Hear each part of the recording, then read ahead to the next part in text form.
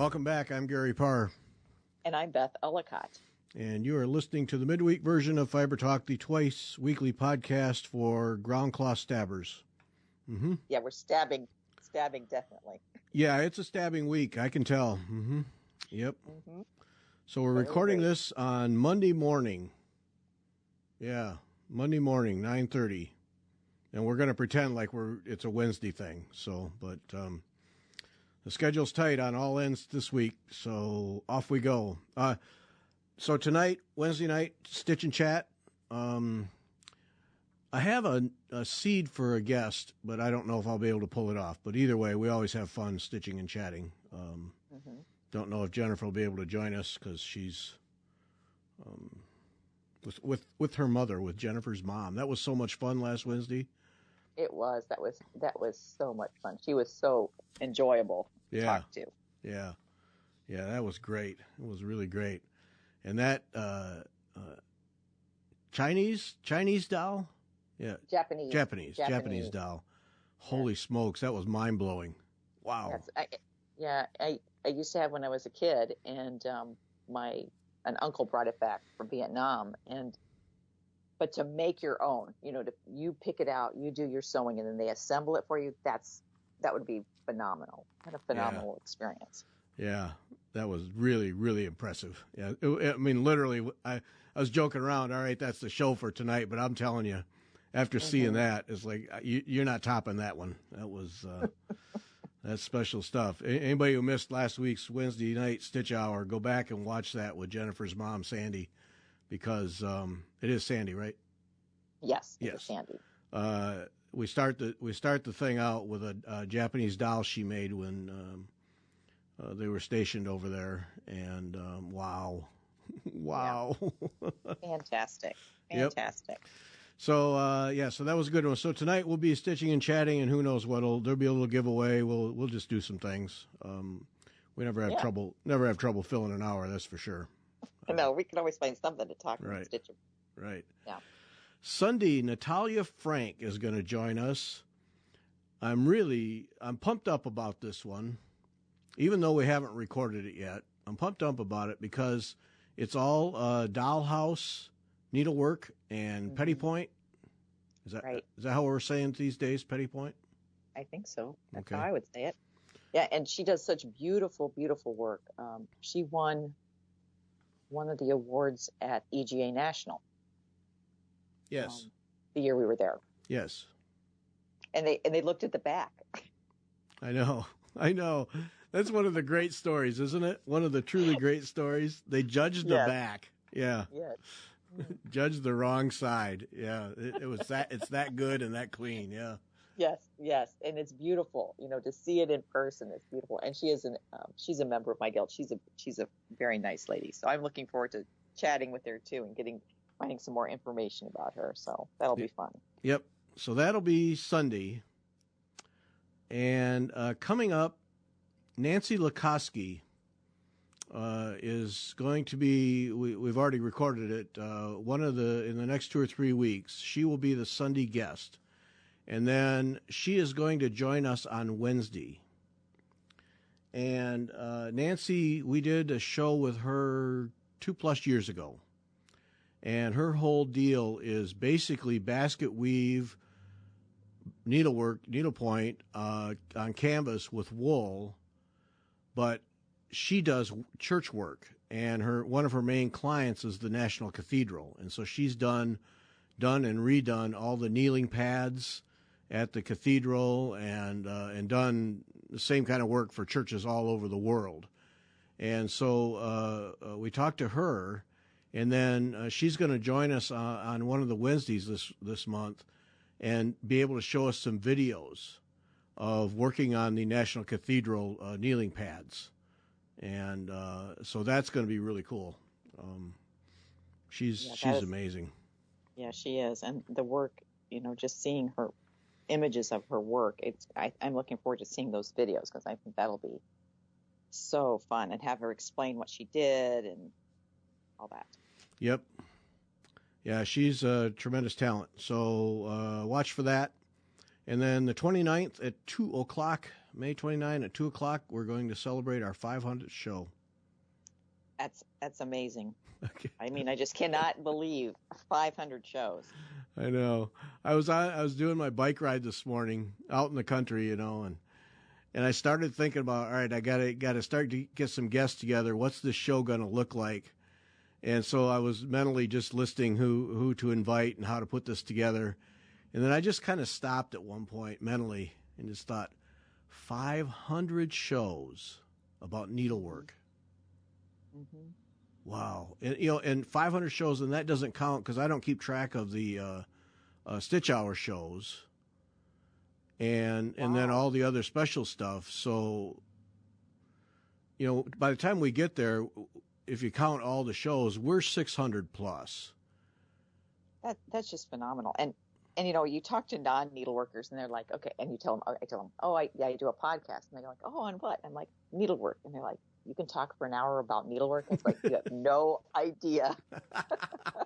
Yes, more than an hour. Yep. Yeah, that's great.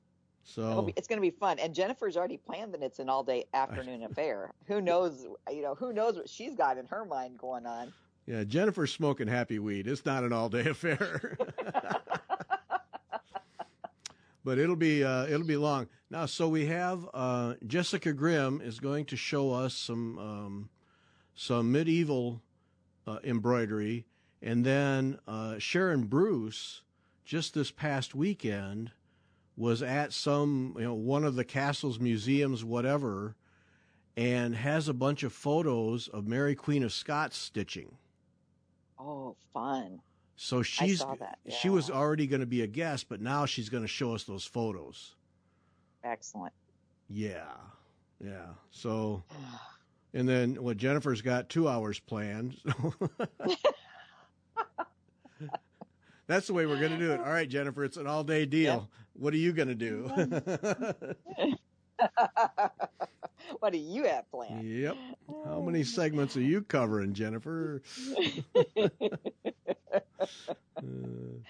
So 2 o'clock Eastern on the 29th. Join us for that. However long it goes. Who knows how long it's going to go. But 500 and shows. Is Debbie Rowley able to join us? Have you? I have not talked to her, but she's top of the list. Got to get her because she was the first one. She was the first guest. Wow. Yep. Way back when, guest number one, and several times since then. But I got to connect with her and get on her schedule. So, yep. Yeah, it was. All right, we're going to do this podcast. Who's going to be our first guest? And it was just an easy call. We'll see if we can get Debbie, and of course she was all about it. So, yep. So I assume we'll have her. Shouldn't assume that she may have a Sunday afternoon event, but I need to get in touch with her and get on her schedule. So we'll do that. Yep. So that's. But yeah, it just kind of hit me on the bike ride. You know, that is just a lot of time talking about needlework of all kinds to people all over the world, and that's very cool. It's just very cool. Mm-hmm. Yeah, it is. Yeah, it is. Yeah, and then you think you covered it all, and Sunday we're going to talk about petit point and dollhouse stitching, something we've in all those shows that's never come up. Right. You know, and there's always new people to talk to and who have interesting things they're doing with needlework. It's just it's fun. It's fun to listen. It's fun to do. Yep. So, yeah. So put that on your calendar, May 29, 2 o'clock, and we'll have giveaways. 10 $50 gift certificates to Sassy Jacks Stitchery. Kim Young providing that, and we'll have Kim on the show too.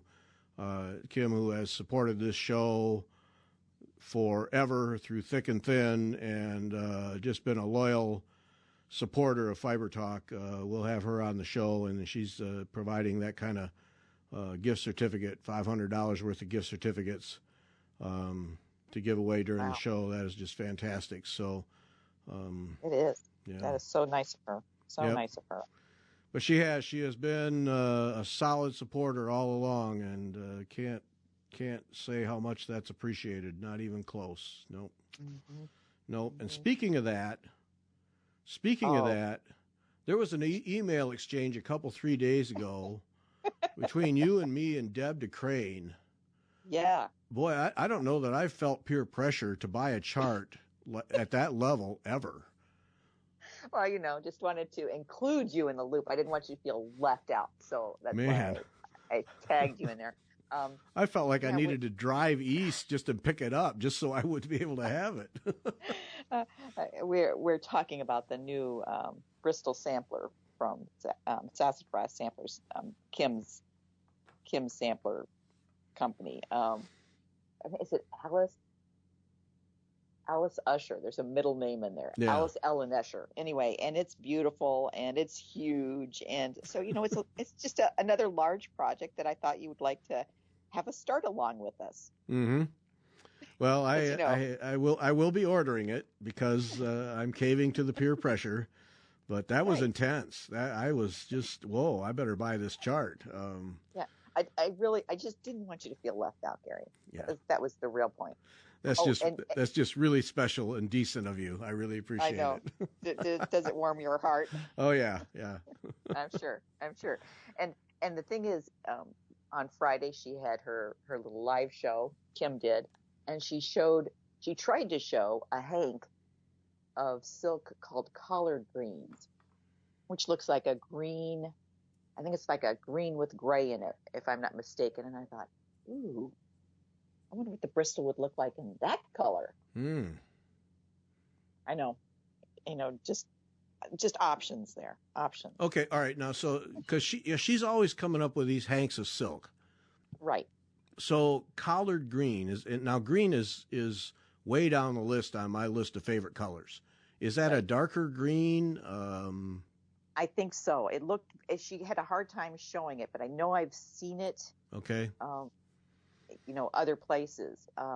And so I think it's like a more of a foresty green, like collard greens, probably like what collard greens look like. Well, see, but I'm no help there. I couldn't pick a collard out from a kale. From a beet top? Okay, yeah. So it's like a darker, dirtier brown, I would think, a brown green. I think more like is what I always it looks like in my mind, and what I see when I think of collard greens and I see the thread. I think, oh yeah, okay, I see that. Okay. And I just thought, you know what, you've got blue covered. I always do red. Maybe I need to do something totally different. Yeah. Totally different. Brown and yellow.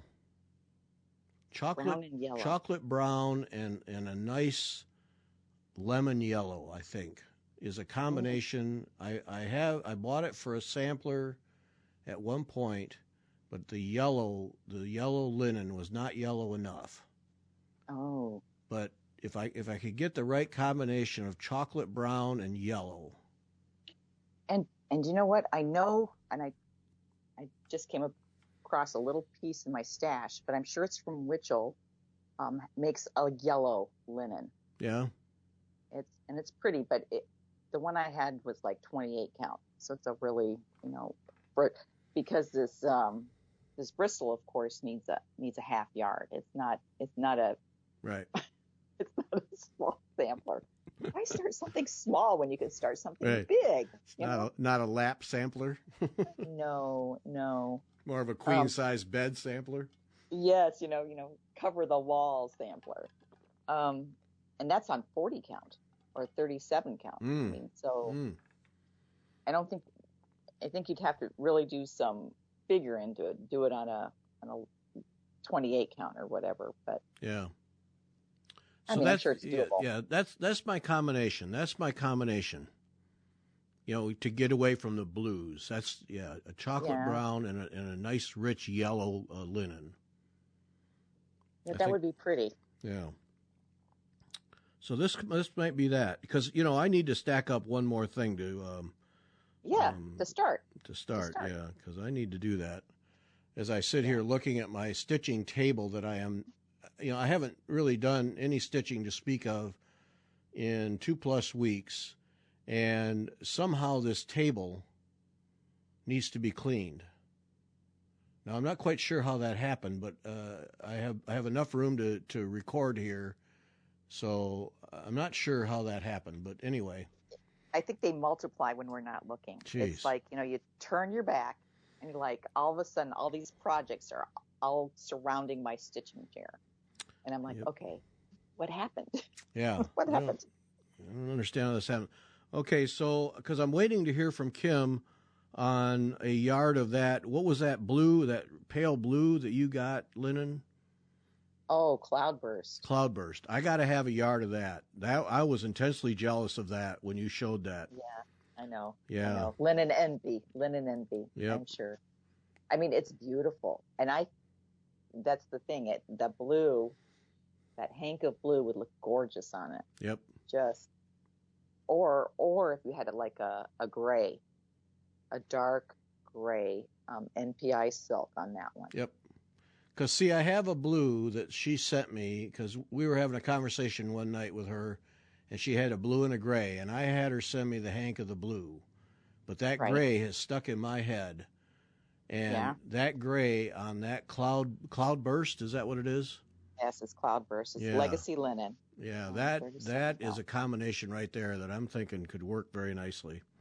Mm-hmm. Yep. Yes, I think so. All right, so now, I'm waiting to hear on that, and then now I suppose I better get the gray, and then I need a yellow, 40, 50 count yellow. Yeah.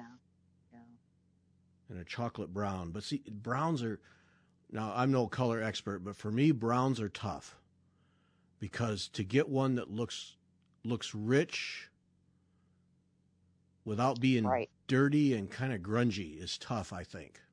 And the one I pulled and I kind of put away, or I'd go grab it, is the Soie has a really pretty brown. Yeah. That I'm using on that sycamore seed pod, which is more of a mustard yellow linen. Right. But that brown, it's going to pop on there. It is just going to look. Soie has a brown. All right. Right. So you'll send me the number of that brown. Right. So that way you know, and then at least you can say, well, I want a brown. You can, because you're like me. It's hard to get some of the threads we want. You can always say, this is the brown color I want, or even match it to a DMC. Yeah. And see if someone has an MPI silk or a different silk, if that's what you want. Well, yeah, I want silk. So okay, yeah, and that, I can see my DMC thread chart sitting over there, but I have no place to spread it out because there's stuff all over this table. So I will dig that out. But yeah, if you could send that number, that would be fantastic. And then I got to find a yellow, right? Because that Bristol Sampler in that combination. Oh. Mm-hmm. Yeah, that would be nice. That would be really nice. And there's got to be a yellow linen out there. Wouldn't you think?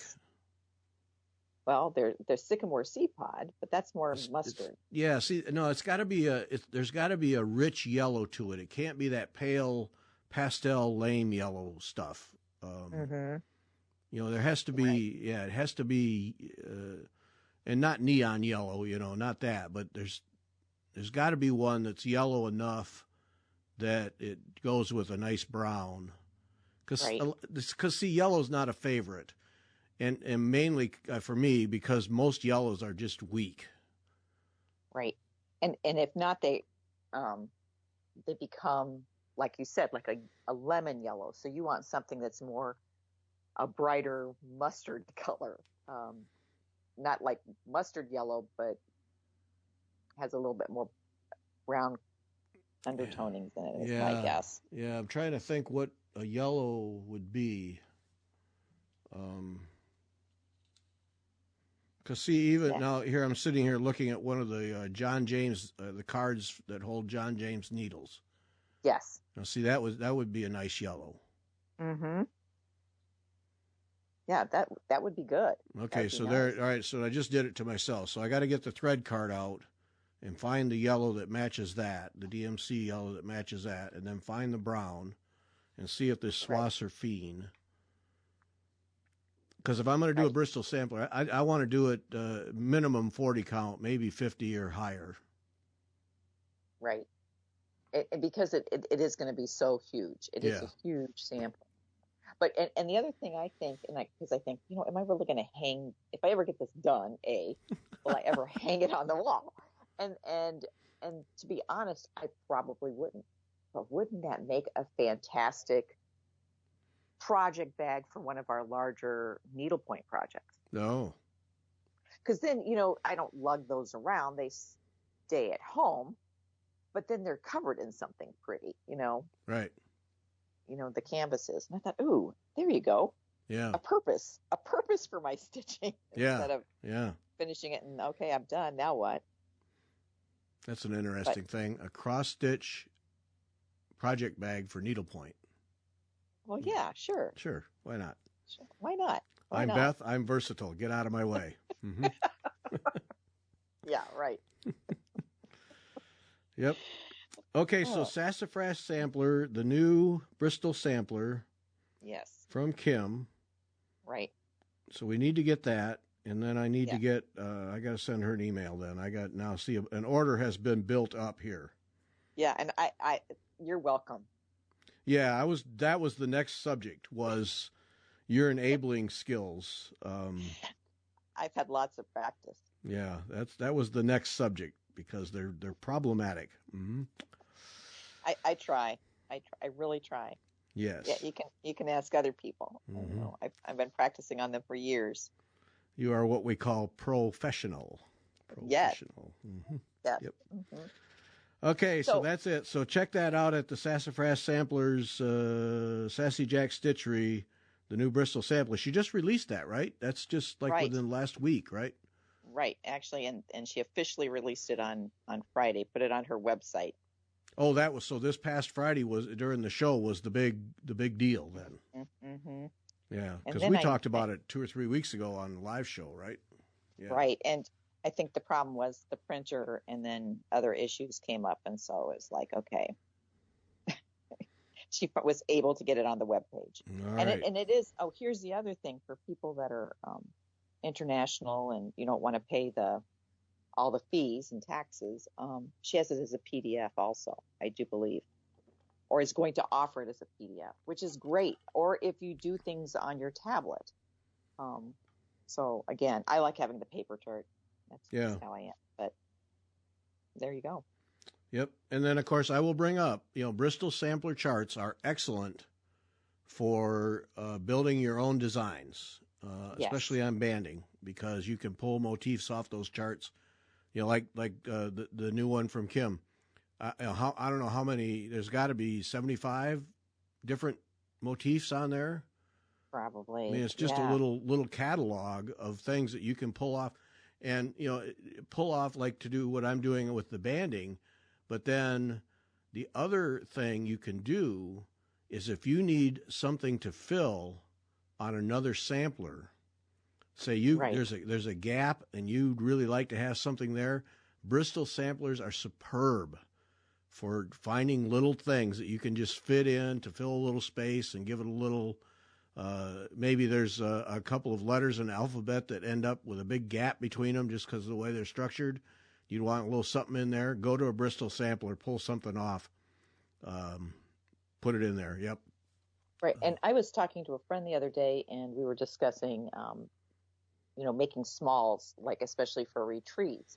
And sometimes, you just, so you need something. This is kind of retreat season is going on, people, and they do small exchanges, taking something from a Bristol sampler, to make a border around a needle book or around something, and then maybe sticking another motif in the center. That would work beautifully. Yep.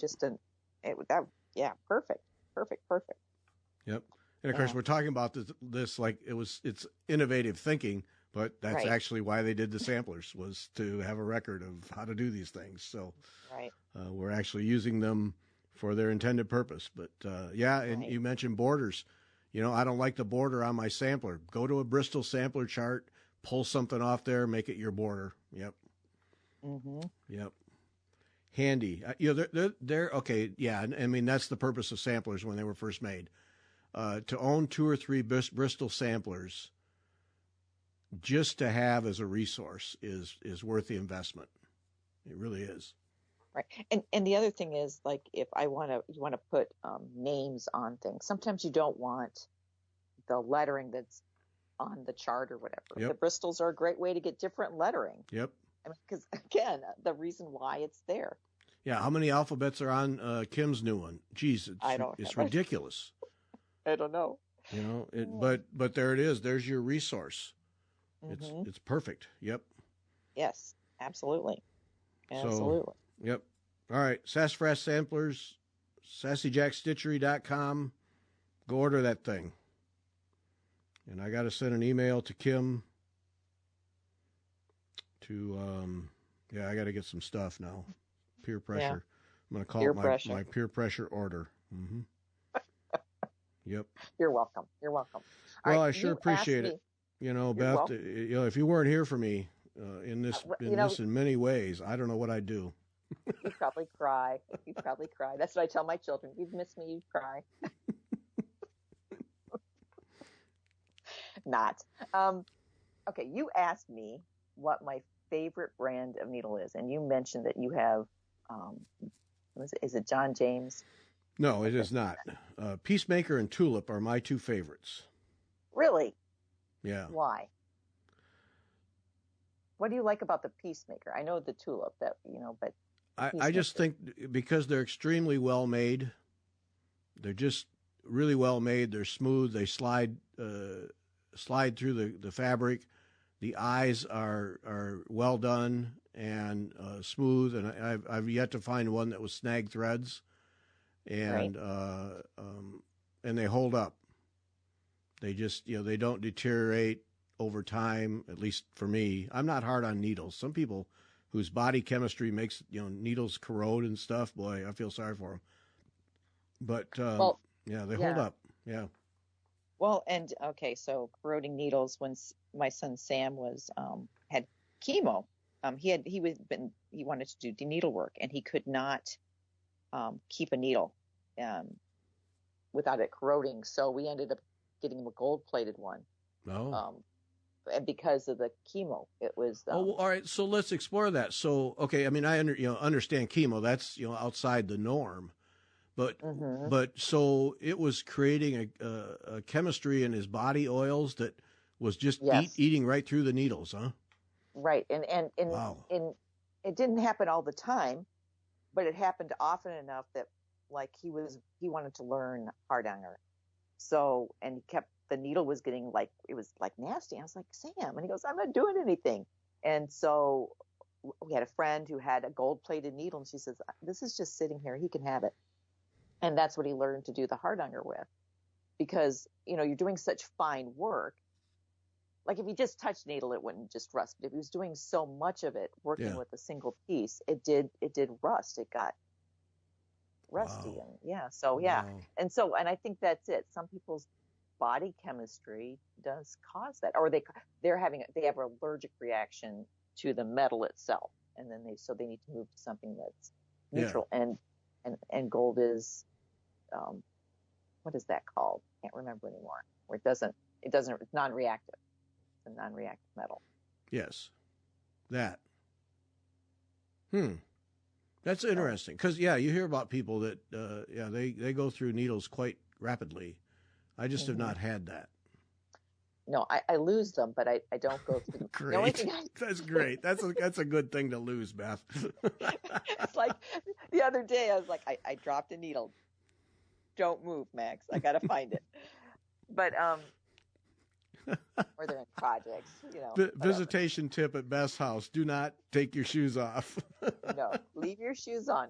I normally find them because I do have the cat, so I do want to find them again. Occasionally, I lose them for more than a day, but I do bend my needles. Really? So you don't bend your you don't bend your needles. No. Well, I take that back. Now, on if I'm really having to work hard on needlepoint to bury a thread, I have been known to bend a needle, but as a rule, no, not at all. Wow. So, I was looking, I have Tulip needles, and I had them in my Milners, and I was using them for more than a rose. And I put the one I used back in the container to not lose it, to make sure it was with the other needles. And I needed it again, so I pulled it out, and I was like, okay, which one did I use before? Well, it was pretty obvious. It was the one that had a slight bend in it. Wow. Yeah, so I tend to bend my needles. I don't, not the big tapestry ones. Those are a little harder to bend, but occasionally I will, or I'll break them. I will bend and break them. You're a monster. Wow. I'm mean to my needles. Man, aggressive stitching. Now I have bent size 28 needles. I have bent those. But yeah, I mean, they're little pieces of wire. So, right. Wow. Right. Oh, Beth. No, but all right. So let's talk about the Tulip needles. What do you like about those? They're just so smooth. They're just so smooth. So well made and so smooth. Yeah, they just slide through the fabric. So do you use them for tapestry? Yeah. Or yeah. Oh, okay. Yeah. The tapestry ones. Yeah. Peacemaker and Tulip, and probably if I were to sit down, I probably have them all mixed together. They're mixed together on different projects. So I've probably given, just because to me they're fairly interchangeable. Right. Not price wise, but otherwise. No.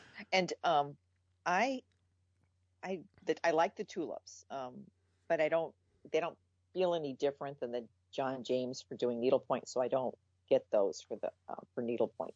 But I do use them exclusively when I'm doing any sort of surface embroidery. I'll find them and I'll pull them out. They just go through the fabric so nicely, especially if I've got multiple layers that I'm trying to stitch through, or I'm doing a lot of decorative stitches that have knots in them, a little bit more complicated. I find them so much nicer on the threads themselves and on the fabric. They're lovely needles, the Tulip. Yeah, they really are. I mean, you pay for them, but they're really nice. Right. That's interesting that you like John James, because other than DMC brand needles, I really don't care for John James at all. Really? Yeah. I don't have any problems with them. Huh. Well, occasionally I might have one or two. See, there you go. But no, I don't. Not very often. Yeah. And I fantasized at some points where we're going to discover one day that all the needles are made in the same factory, and it's all in our minds. I don't think that's true, because I was teaching a class and I could not find needles, and I finally broke down and got some DMC needles at a big chain store. And you might as well stitch with a file. I'll tell you right now, I took them, and finally my other needles came in. I was kind of like, okay, are these going to come in? Are they not? I can't wait. I'm going to get this. And people tried, and they were shredding their threads. I was like, okay, let's just do a quick exchange. These are not any good. And I said, these are the reason you don't buy these needles. It's not worth the money. I said, I was desperate though. I wanted to make sure you had these large eye needles. Yeah. It wasn't worth it. It's just not worth it. No, they're awful. And they're frustrating. And it's frustrating to have the cheaper needles especially if you're teaching somebody a new stitch or something new that they have to concentrate on. And here their threads are all shredded up. It's like, okay, no. Yep. Anyway. And that's so interesting, because the gold standard in cotton embroidery floss is DMC. I mean, that is the foundation of what we do. And how many people have they turned off on needlework because of their garbage needles? Right. Yeah. People went to Joann's and bought some thread and bought some needles. You just, really, folks, come on. Right. And the only other needle I'll mention that maybe people don't know about, sometimes it's hard to get the Tulip needles. Sue Sparg, if you're doing surface embroidery, anything that requires you to go through the fabric, Sue Spargo has a nice set of needles, but I wonder if they're made, because they're made in Japan. I'm pretty sure those are made in Japan. And if they're made at the same place Tulip is, or someplace close. So, but there again are beautiful needles. I have not had any problems with them. They're a little pricier than, the other ones.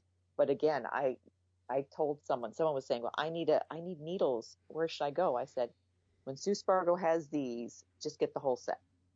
You'll have them for every thread, because she was using a lot of different types of thread. And I said, this is beautiful. They're perfect for anything you're going to use. And you'll have the whole range, and you won't ever have to wonder again, because you'll have what you need. Yeah. So but again, I'd be curious to know where she gets them. Yeah.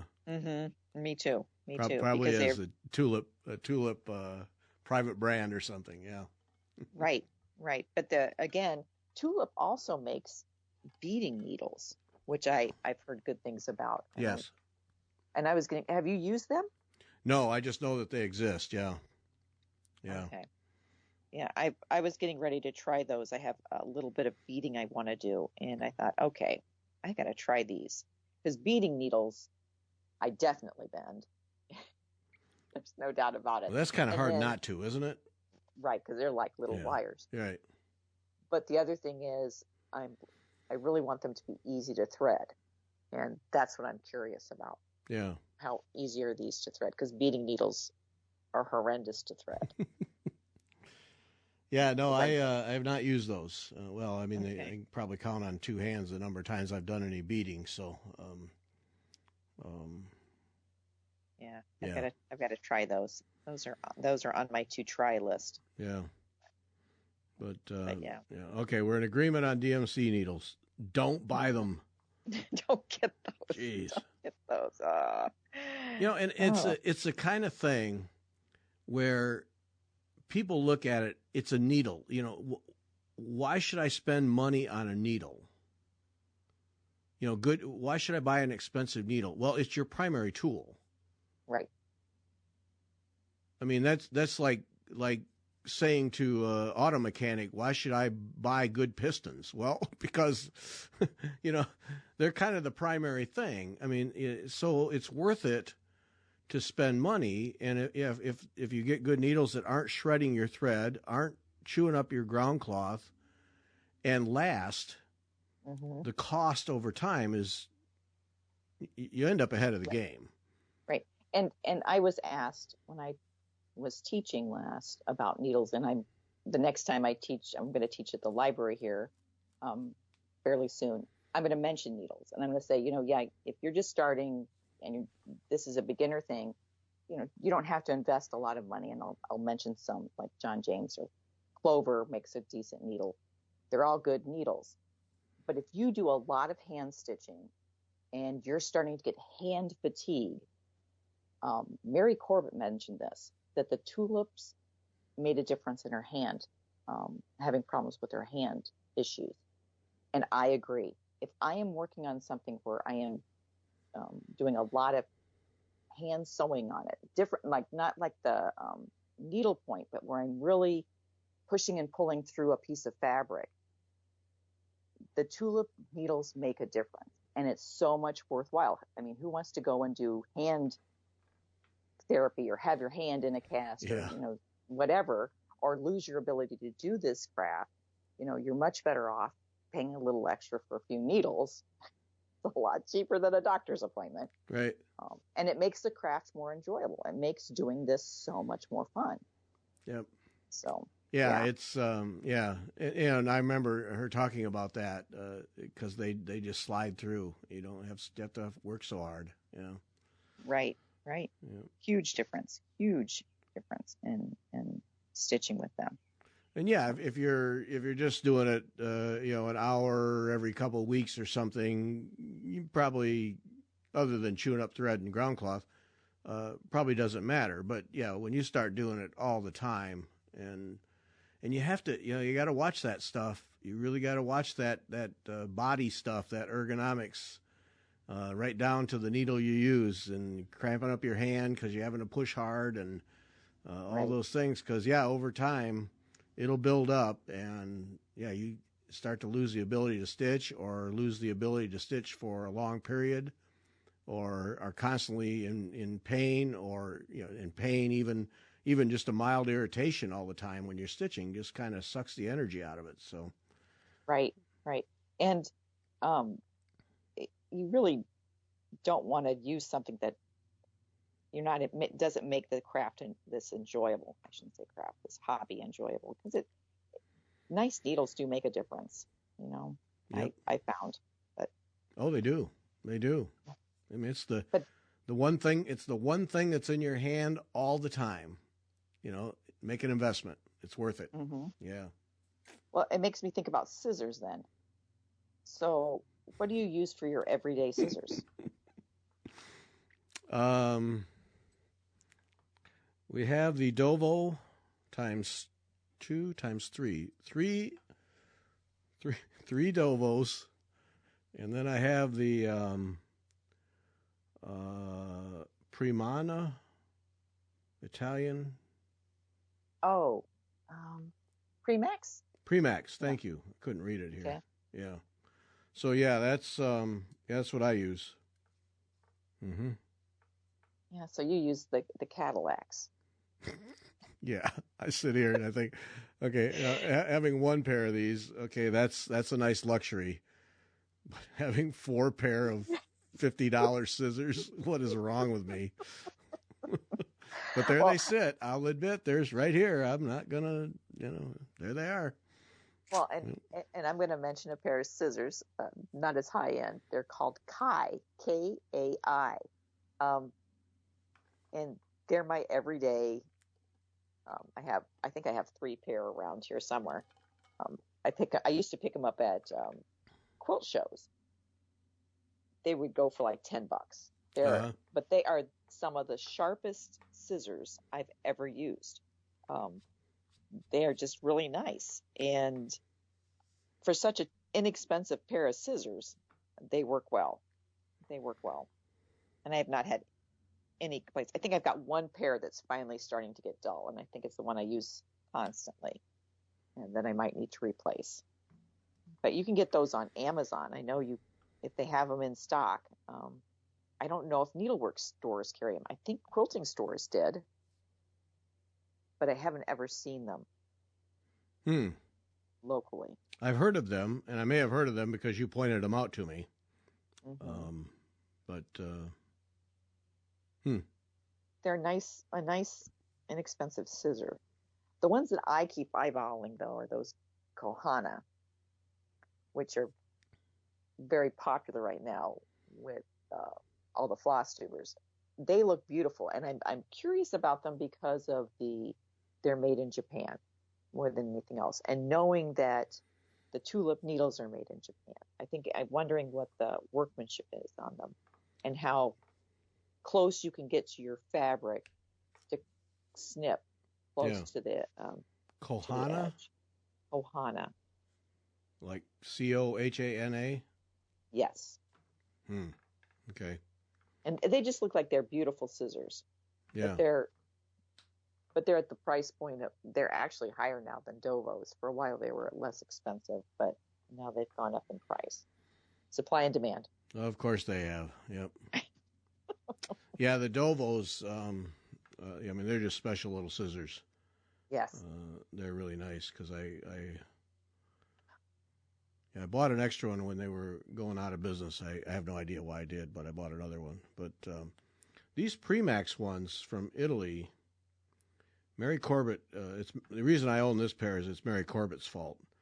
She did a thing a long time ago on these, and they're marvelous scissors. What I like about them is that the finger holes are much more comfortable. Not like that's hardly a factor when you're snipping off one piece of thread. It's not like seamstresses who are cutting all the time, but they're just they're really nice. And now that you can't get Dovos anymore, the Premaxes. And I have a pair of Premax, and I don't use them very much because I find them heavy in my hand. No. Yeah, you're only picking them up and snipping one thread. I know. So what's the big deal? Tough it out, Beth. But, You can do it. gotta start eating more Wheaties. But I think it's because I'm used to these really lightweight Kai scissors. So, when I pick those up, they have much more heft to them. You start weighing scissors, but yeah, it's just one of those things. It's, I think it's a matter of personal preference, but yeah, those were nice. Those are nice scissors. They're nice and sharp. Oh, now, yeah. Have you found somebody to sharpen your scissors? That's the other question that's come up. Well, we had a guy. I'll have to dig it out now because that's what I was trying to recall in my mind who that was. Matter of fact, let me just do a thing here because there's a guy who sharpens scissors. And we had some connection with him a couple of years ago. And he is someone who is known to do a really good job. I assume he's still doing it. Yeah. And that's the thing.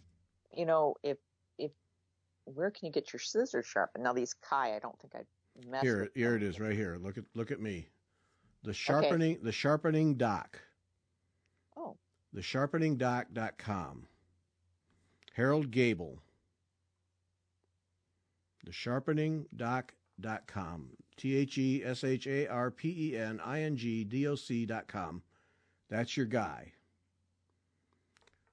Sharpening and restoring needlepoint scissors, knives, cleavers, pinking shears, loppers, pruning shears, hatchets, axes.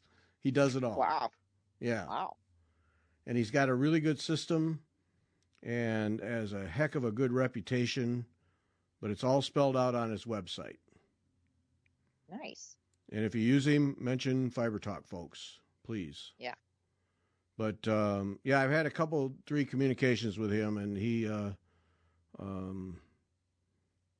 seems like a real nice guy, and everybody that has used him speaks highly of not just the quality of his work, but the turnaround. Like, it's not, I'll get it back to you in a month. It says here, I sharpen them within 2 business days and ship them back to you. Nice. You package and send me your scissors with a completed order form and payment. I sharpen them within 2 business days, ship them back to you, and you're off and running. He's got an order form on his website, wrap scissors separately, securely with bubble wrap or paper, place in a box or padded envelope. You can use PayPal. His phone number's there, his email address, and sharpen only $5 USD.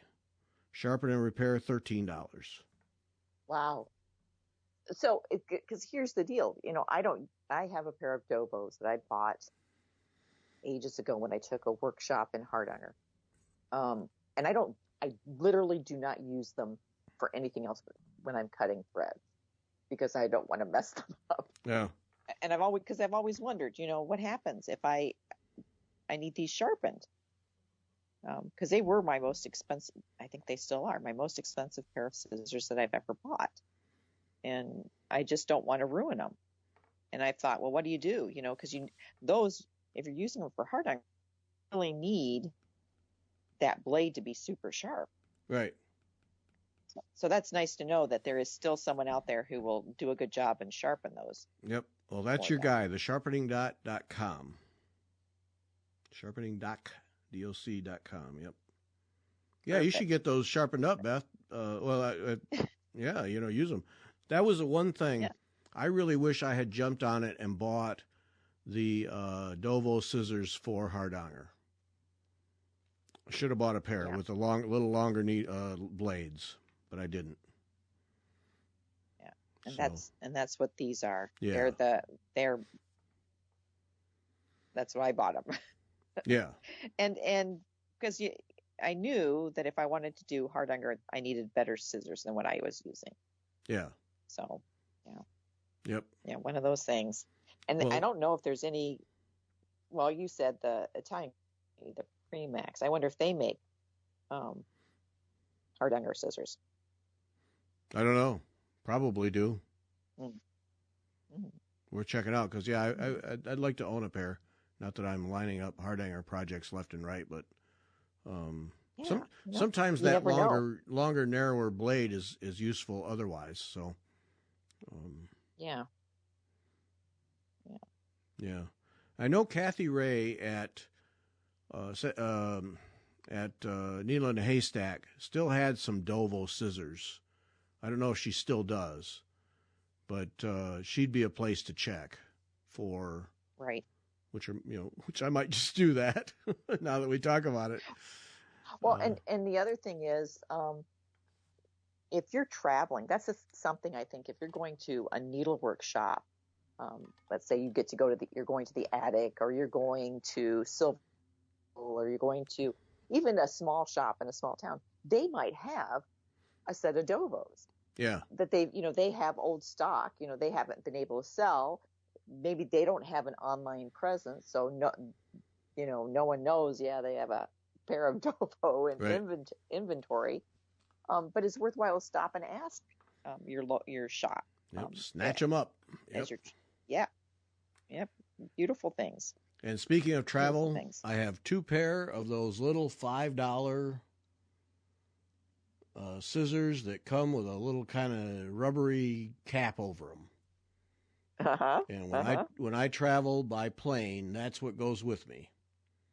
And if TSA wants to take them, you knock yourself out. Yep. It's $5. They cut decently if you don't use them too much, and have a good time with them. Yep.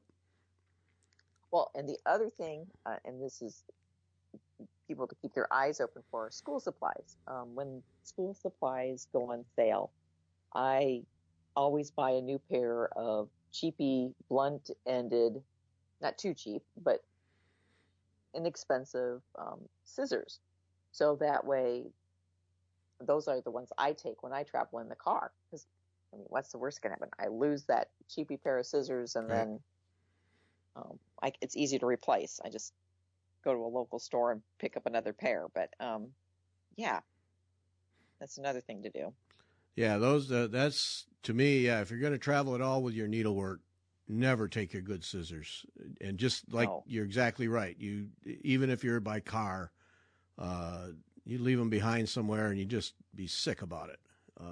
Right. Take the cheap ones, they'll cut, and when they get dull, which they will fairly fast, you throw them away and get another one. Right. But after all, we are Americans, buy it, pitch it, buy another one, but then if you leave it on the table at a restaurant and you're 20 miles down the road, that's all right. I'll live. Right. Yeah. Yep. But keep the good ones at home. Yep. Absolutely. And always, when you stand up to leave a place where you've been stitching, before you walk away, turn around and do one more scan. Make sure you got all your parts. Yep. Yeah. Especially your threads for, you only have so many pieces of that floss, and oh no. Yep.